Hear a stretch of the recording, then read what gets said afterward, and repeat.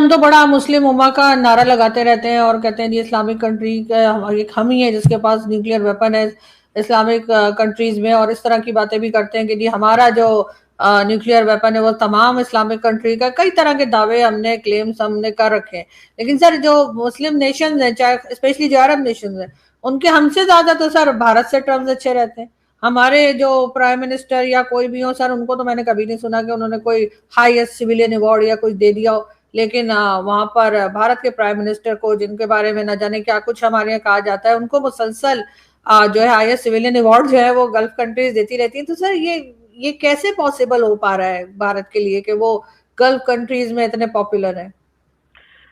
जी, आप ये देख लीजिए ना कि हमारे प्राइम मिनिस्टर को वहाँ पे एयरपोर्ट पे कौन रिसीव करने आता है और इंडियन प्राइम मिनिस्टर को किस लेवल की रिसेप्शन मिलती है। तो दैट विल टेल यू कि क्या फ़र्क है ना दोनों सिचुएशंस में। तो हम जो है ना नारेबाजी हम बहुत करते हैं, we are a slogan mongering nation basically. तो हम हकीकत का सामना नहीं करते, और हकीकत ये है कि economy is the biggest factor. Hmm. आप अपने अपने रिलेशनशिप्स में देख लीजिए, पर्सनल रिलेशनशिप्स में, फैमिली रिलेशनशिप्स में, कि अगर किसी की इकोनॉमिक कंडीशन अच्छी होगी तो सारे रिश्तेदार उसकी कदर करेंगे। हम्म। अगर किसी की इकोनॉमिक कंडीशन खराब हो जाएगी तो लोग किनारा करना शुरू कर देते हैं। And this goes for countries as well. Hmm. हमारे प्राइम मिनिस्टर्स जो हैं कितने हैं, इमरान खान यही बात कर चुके हैं, शहबाज शरीफ कर चुके हैं कि जी हमें बड़ी शर्मिंदगी होती है कि जी मैं भिखारी तो नहीं हूं लेकिन मजबूरी है। इस तरह की बातें अब आम लोग करते हैं। तो इससे हमें सबक सीखना चाहिए कि भाई इकोनॉमी जो है ना, जब तक इकोनॉमी आपकी स्ट्रांग नहीं होगी, आपके हम्म। पास जितने भी न्यूक्लियर वेपन्स हों, आपकी इज्जत में इजाफा नहीं होगा। और देखिए कि जब सोवियत यूनियन टूटा था, इकोनॉमिक थी ना उनकी बेसिक वजह। उस वक्त कहते हैं कि 40,000 न्यूक्लियर बॉम्ब्स थे उनके पास, न्यूक्लियर वॉर हेड्स। तो वो उस मुल्क को टूटने से नहीं बचा सके। 15 हिस्सों 16 हिस्सों में वो बिखर गया। तो भाई आप किस बात के जोम में हैं? अपने लोगों की बात सुनिए, उनके मसाइल हल कीजिए, उनके लिए अच्छी अपॉर्चुनिटीज क्रिएट कीजिए, उनको तालीम दीजिए, हेल्थ दीजिए, और अपनी इकोनॉमी पे फोकस कीजिए। पूरी दुनिया आपकी इज्जत करेगी, आपके पासपोर्ट की रैंकिंग भी बेहतर हो जाएगी। तो हमारी जो प्रायोरिटीज है ना, अनफॉर्चुनेटली उनका मसला है हमारे लिए। और उसमें हम अपने अजीम दोस्त जिसकी हम तारीफें करते हैं, चाइना से भी हम कुछ नहीं सीखते। उन्होंने भी, आप देखिए 70s में 80s में डिफेंस पे वो बहुत कम खर्च करते थे। हम्म। उन्होंने कहा कि जब तक हमारी इकोनॉमी स्ट्रांग नहीं होगी तो हम डिफेंस पे ज्यादा अफोर्ड नहीं कर सकते, इकोनॉमी को नुकसान होगा उससे। तो आप देखिए वो कितना ज्यादा खर्च कर रहे हैं। हम इंडिया के डिफेंस बजट की बात करते हैं तो चाइना का डिफेंस बजट उससे बहुत ज्यादा है, इसलिए कि अब वो अफोर्ड कर सकते हैं। हमारे भी एक इकोनॉमिस्ट ने कहा था 60s में अगर हम डिफेंस पे कम खर्च करते तो आज जितना हम कर रहे हैं उससे ज्यादा अफोर्ड कर रहे होते। तो हम वो सोचते नहीं हैं। हम बहुत ही शॉर्ट साइटेड लोग हैं, शॉर्ट टर्म पॉलिसीज बनाते तो हैं। सर हम तो डरे रहते हैं सर, हमें तो हर वक्त यही लगता है कि भारत हम पे अटैक कर देगा, तो उसका क्या वो करें? वो पता नहीं वो खौफ जेन्युइन है या फेक है, या हम्म। लोगों को सिर्फ डराने के लिए इस्तेमाल किया जाता है। मेरा नहीं ख्याल कि हमारे जो पॉलिसी मेकिंग सर्कल्स हैं उनको ये खौफ होता है।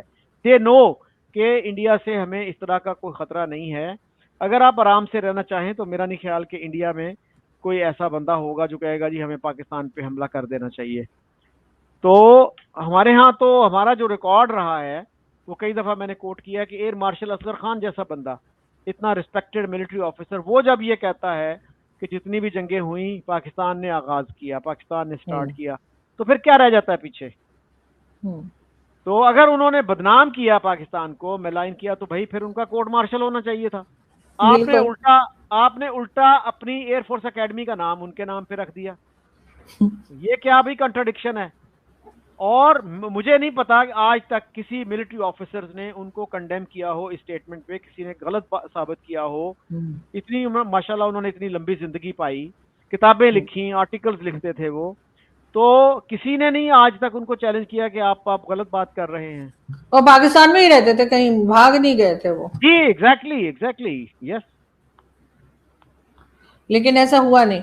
लेकिन फिर भी सर लास्ट में पाकिस्तान से कोई उम्मीद है आपको कि कुछ लोगों के हालात बेहतर होंगे? फ्यूल प्राइस बढ़ती जा रही है, महंगाई बढ़ती जा रही है, तनख्वाह नहीं बढ़ रही, सैलरीज वही हैं, बल्कि शायद कम होती जा रही है। कई सौ मीडिया पर्सन्स को अभी तक जो है वो उनके, अगर से मीडिया की बात करूं, वैसे तो हर इदारे से, लेकिन मीडिया से लोगों को निकाला गया है और यही कहा गया है कि भाई हम अफोर्ड नहीं कर पा रहे। ऐसे में ये क्या फेल्ड स्टेट की तरफ हम जा रहे हैं या कोई संभाला ले लेगा? नहीं, आप देखिए ना कि हमारी जो पॉलिसीज हैं वो कितनी इनलाइटेंड हैं, ये देखने की बात है। फेल्ड स्टेट जब आप कहते हैं ना तो एकदम सबके कान खड़े हो जाते हैं कि this is a very big statement, failed state. तो उस पर फिर लोगों ने एक टर्म यूज करना शुरू कर दी, फेलिंग स्टेट।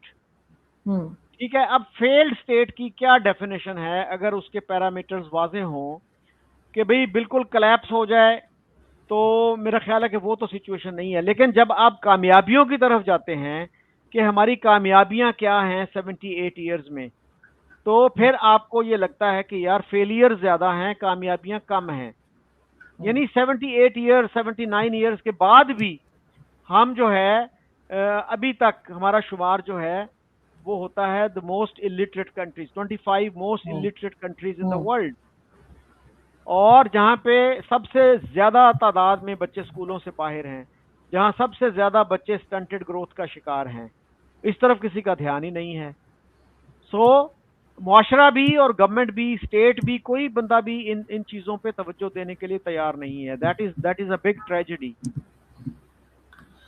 बिल्कुल सर, और ऐसा होना नहीं चाहिए, क्योंकि जाहिर है आप जैसे लोग हैं, बात कर रहे हैं, बार बार गलती की तरफ जो है इशारा कर रहे हैं कि कहाँ से सही हो सकता है, लेकिन अनफॉर्चुनेटली यहाँ पर जो जिन लोगों के हाथ में पावर है वो कुछ सुनने को तैयार नहीं है। इस वक्त ईरान का साथ देने के ऊपर भी कहा जा रहा है कि यूएई जो है वो पाकिस्तान से खुश नहीं है, इसलिए भी लोगों को बाहर निकाला जा रहा है, या कोई और वजह है? वैसे पहले तो सिर्फ भिखारी निकाले जाते थे, लेकिन अब तो हर तरह के लोगों को निकाला जा रहा है। जी जी, बल्कि मैंने कहीं सुना कि गोल्डन वीजे वाले किसी बंदे को भी निकाला गया और बगैर एक्सप्लेनेशन के। ये मेरे ख्याल में अनफेयर है कि आपको एक्सप्लेन करना चाहिए, and you should not humiliate anybody. आपने निकालना भी है तो रिस्पेक्टेबल तरीके से उसको बताइए कि भाई आपके खिलाफ ये कंप्लेंट है, उसको सफाई का मौका दें। तो कुछ लोगों ने वहां पे शायद ये किया है कि भाई आप वहां रह रहे हैं और ईरान की सपोर्ट कर रहे हैं, या ईरान के अगर वहां से वो मिसाइल आता है तो आप उस पर खुशी का इजहार करें। वो मेरे ख्याल में गलत है। ऐसे लोगों को अगर निकालते हैं तो उनको वजह बता के निकालना चाहिए, लेकिन हर ऐसे बंदे को जिसका शियों वाला नाम है वो निकालना मेरे ख्याल में वो फेयर नहीं है, मुनासिब नहीं है। सो उनको भी एक तरीके से चलना चाहिए, और ये मेरे ख्याल में पाकिस्तान को डिप्लोमेटिक फोरम्स पे, डिप्लोमेटिक चैनल्स के थ्रू कन्वे करना चाहिए और उनसे मुसलसल राब्ता रखना चाहिए कि भाई इस तरह का क्राइसिस जो है ना हमारे लिए आप क्रिएट ना करें। हम अपने लोगों को भी समझाएंगे कि रिस्ट्रेंट का मुजाहरा करें, सोशल मीडिया पे इस तरह की बातें ना करें जिनसे हालात खराब हों। दोस्तों, एक समय था जब पाकिस्तान अपने आप को इस्लामिक दुनिया का नेता समझता था, लेकिन आज जो हालात हैं वो बदल चुके हैं और यही चीज पाकिस्तानियों को चुभने लगी है कि भाई ऐसा क्यों है? क्योंकि हमारा धर्म एक है, हमारी संस्कृति एक है, इसके बावजूद आज भारत को गल्फ देशों द्वारा तवज्जो क्यों मिल रहा है? ये सवाल अक्सर पाकिस्तानी जो है वो पूछते हैं, किसी भी पैनल पर जाते हैं वहां पर ये सवाल करते हैं, भारतीयों से सवाल करते हैं कि भाई ऐसा तुम लोग क्या कर रहे हो कि जिसकी वजह से हमारा जो एक दबाव है इस्लामिक दुनिया में वो कम होता जा रहा है, और आपके जो रिश्ते हैं वो गल्फ देशों के साथ में, मुसलमान देशों के साथ में बहुत अच्छे होते जा रहे हैं। प्रधानमंत्री जब जाते हैं गल्फ देशों में तो उनको रेड कारपेट मिलता है, उनको रेड कारपेट का वेलकम मिलता है। ऐसा क्या कर रहे हो भाई?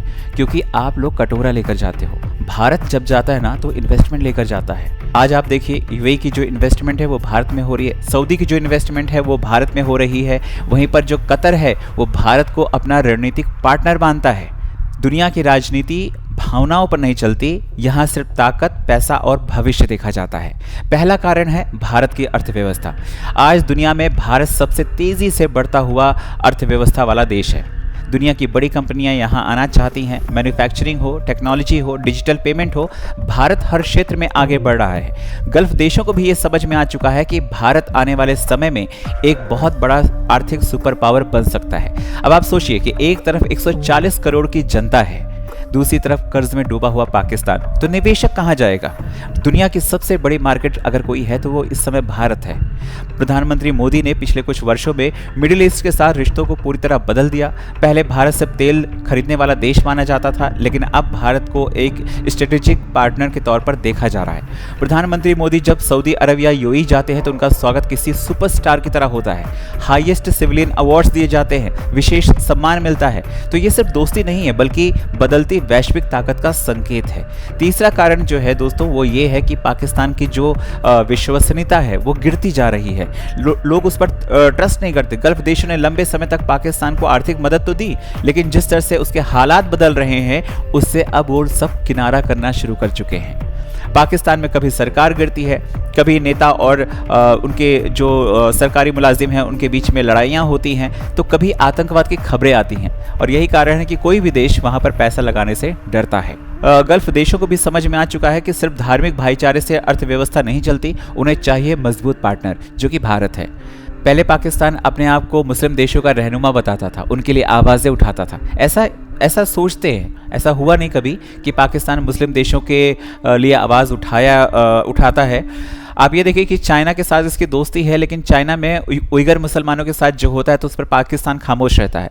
भारत में मुसलमानों पर जुल्म होता है ऐसा पाकिस्तान चिल्लाता है यूएन में, लेकिन चाइना में उइगर मुसलमानों के साथ जब कुछ होता है तो उस पर खामोशी रहती है। तो लोगों को पता है कि ये सिर्फ दोगला है और इसीलिए अब इसके साथ में कोई भी अपना रिश्ता रखना नहीं चाहता, ना तो उसको भीख देता है और ना ही कोई व्यापारिक रिश्ते कायम करना चाहता है। व्यापारिक रिश्ते कौन से कायम करेंगे, इनके पास क्या है? और इसीलिए जो मुस्लिम देश है उन्होंने किनारा करना शुरू कर दिया। भारत के साथ ये लोग साथ में इसलिए आ रहे हैं क्योंकि भारत एक तेजी से बढ़ती हुई अर्थव्यवस्था है। प्रधानमंत्री मोदी के नेतृत्व में जिस तरह से भारत ग्रो कर रहा है उस पर दूसरे देशों को विश्वास है और इसलिए पाकिस्तानियों को चिढ़ मचती है भारत से। आप लोग क्या कहते हैं कमेंट करके बताएं। चैनल पर नए हैं तो चैनल को सब्सक्राइब करें, इस वीडियो को लाइक करें और शेयर करें। जय हिंद, जय भारत।